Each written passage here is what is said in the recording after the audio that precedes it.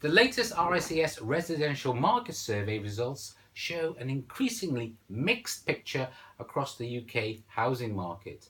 The sentiment remains cautious in London and to a lesser extent the South East, while further away from the capital, chartered surveyors appear to be generally more upbeat with regard to near-term outlook. Welsh chartered surveyors remain the most optimistic about the housing prospects, with house prices in Wales rising in August and buyer interest remains strong. Welsh chartered surveyors reported modest price increases, and in sales activity in general, it's predicted that over the next 3 months they will be progressive. In terms of demand, the national picture suggests that there was little change in buyer inquiries during August, extending a streak of flat or modestly negative readings into its 9th straight month. As such, nationally sales have not seen any growth on this measure since November 2016.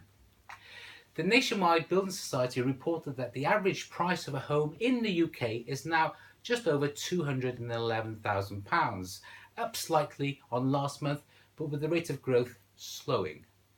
The annual pace of house price growth moderated to 2.1% in August from 2.9% in July. The slowdown in house price growth to 2 to 3% range in recent months, as opposed to 4 to 5% in 2016, is consistent with signs of a cooling in the housing market and the wider economy. The Nationwide further added that the stock of homes on estate agent books remains close to a 30-year low, and the number of new homes coming onto the market remains subdued. As a result, the Nationwide Building Society expects prices to rise by around 2% overall in 2017 as a whole. As mentioned earlier, Welsh chartered surveyors remain the most optimistic, and in Cardiff we're finding that buyer confidence remains quite strong, particularly for 2 and 3 bedroom properties. An increase in the number of properties coming onto the market is welcome, but our experience is that supply continues to be outstripped by demand. In the lettings market, tenant demand growth was slightly stronger, and at the same time, landlords' instructions were more or less flat. Chartered surveyors nationally were asked if they felt that there would be a great number of landlords entering or exiting the market going forward, and nationally, a strong majority of 61% of chartered surveyors felt there would be more landlords exiting the market over the coming year. Given the current supply-demand mismatch in renting, chartered surveyors continue to anticipate further rental growth over the next coming 12 months. What else has been reported in the housing market? Well, in the latest Bank of England report, it states that an increasing number of transactions collapsed in the third quarter as surveyors downvalued properties. This is mainly due to a cautious approach rather than overpriced properties.